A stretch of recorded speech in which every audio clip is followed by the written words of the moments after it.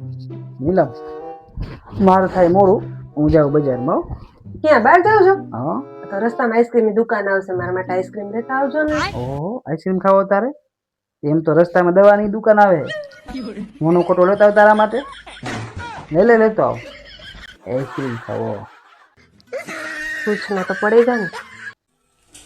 હાલો હું ચા બનાવી નાખું. ચા તો બનાવી નાખ, પણ હું તને શું કહું, હા તું તારા પિયર જાસ તો એ તને કેવી ફિલિંગ થાય? મારા પિયર જવું ત્યારે ને, ભલે ને મારા 40-50 વર્ષ થઈ જાય, પણ મારા પિયર જવું ને તો હું 16-17 વર્ષની હોય ને એવું મને ફીલ થાય. તમને આવું ફીલ ક્યારે થાય?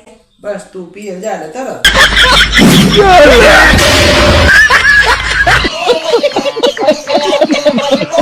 50, 60, 70 એટલે કેમ હવારમાં ધૂંધું સડાવીને બેઠી હો? સડાવે તેને આ નીચે વાળી રહી ને એ હવારની એમ ધણિયાર બાજે છે. આ તે એમાં હું શું કરું ભલાન બાજતી? હવારની એમ કે છે ઉપર વાળો જ્યાં લગીન માં હારે છે ને ત્યાં લગીન મારું કોઈ કઈ નહીં બગાડ નાખી. ઘડીએ ને વળીએ તમારું નામ લેશે. અલા બાપા, જીસીબી ની બેન ડમ્પર બુદ્ધિ વગરની આ ઉપર વાળો હે ને ઈ હું નહીં, ઈ ભગવાન નું કે હે. નીકળ આમ સાઈન ની જા. કેવા બૈરા પાક્યા હે આ.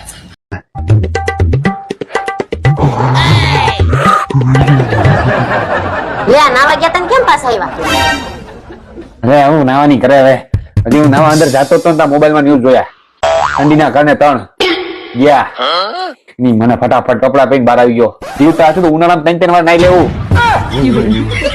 તારું હગું અત્યારે પાણી પીને તો અત્યારે ક્યાં પહોંચવું, કેટલે પહોંચવું એ બધું લોકેશન બતાવી દે. એટલું ઠંડુ હે. અમારું બધું છીનવી લેવાને તો હાલશે, બાકી ગોદડું ખેંચું ને તો માથા કૂટી જાય. ઠંડી લાગે બપલિયા, બહુ ઠંડી લાગે. લાગે ને? આને ઠંડી લાગે. પહેલા તો ડોક્ટરે કીધું ને ત્યારે ખબર પડી કે તારા બનેવીને કરોડનું નુકસાન થયું હે, બાકી આ તો મને કહેતાય નથી. એ કરોડ એટલે કરોડ રૂપિયાનું નહીં, આ કરોડરજ્જુનું નુકસાન થયું એમ કીધું એ ડોક્ટર. બધું જેને તેને બધી બાપસ છે. મને એવું સમજાણું હશે.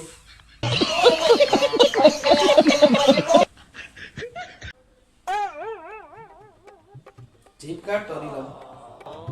કા તું જીભ તો કાઢ.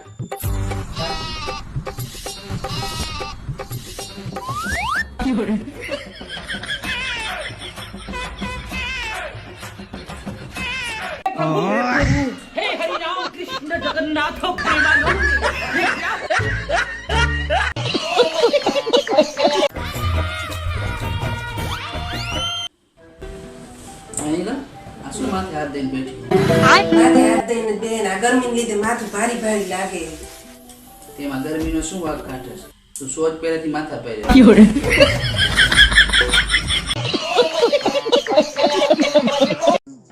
અહીં સાંભળો ને, એટલે બાપા શું છે તારે? રાયડું નાખો માં હું તમને એક વાત પૂછું. આ બોલ હવે. વિચારો તો તમારી લાઈફમાં હું ન હોત તો બીજું કોણ હોત? હવે આમાં કઈ પૂછાય જેવી વાત છે ને હોય બીજું કોણ હોય?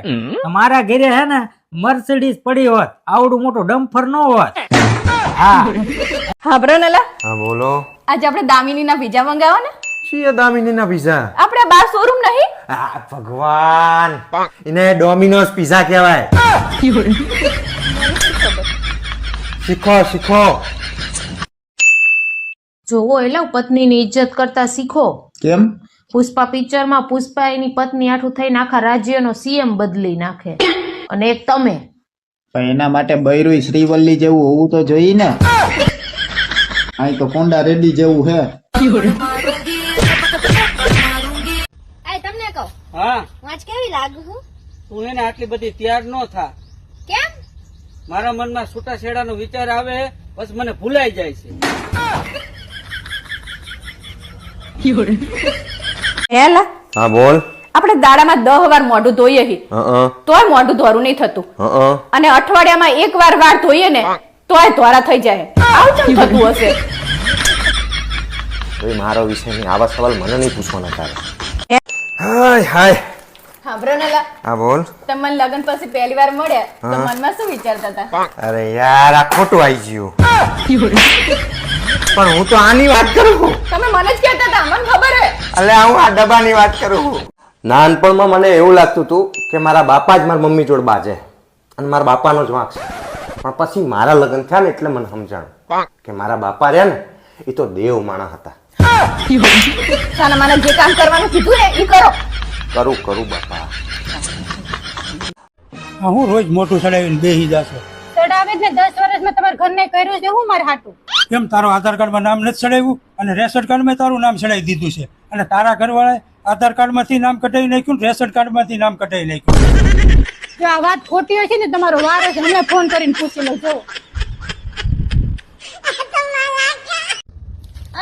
હા આજે તમારા માટે કાજુ કરીનું શાક બનાવવાનું. પેલા તું બનાવી નાખ, પછી મને ખબર પડે કાજુ કરીનું છે કે લહણ ની કરીનું છે.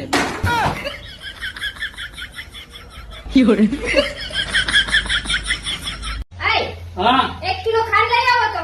હવે તારે ફૂકીને ખાંડ ને તેલ ને ફલાણું ઢીકણું હું હવે કંટાળી ગયો છો. કા લગન પેલા તમને તો કીધું કાઈ ઘટવા નહીં દઉં. જાઓ સાને મને લઈ આવો.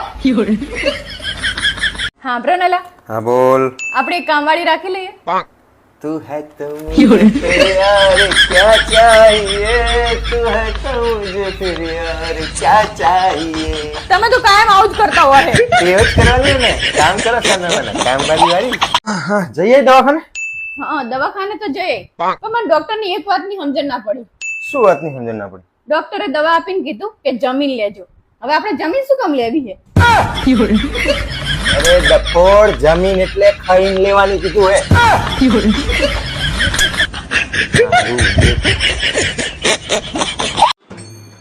આ તમારા વાળ તો ખેતરમાં ઘાસ ઉભો હોય ને એમ ઊભા છે.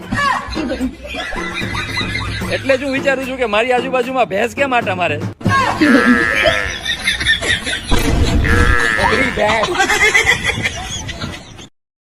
હેલા એક સવાલ પૂછું તમને? તું પાછો માથાનો તો એક જ સવાલ પૂછું.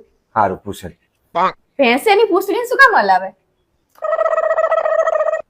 કારણ કે પૂંછડી ભેંસને ના હલાઈએ કે ને એટલે.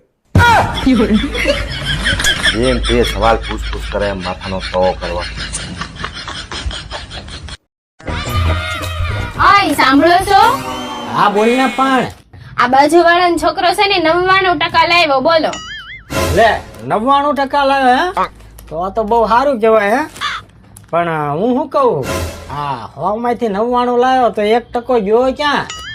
લે ઈ તો આપણો છોકરો લાવ્યો. હવે આમાં તમે મારી નાખશો. આ 1% જાણે 100 બરાબર લાગતો હોય એમ કરો.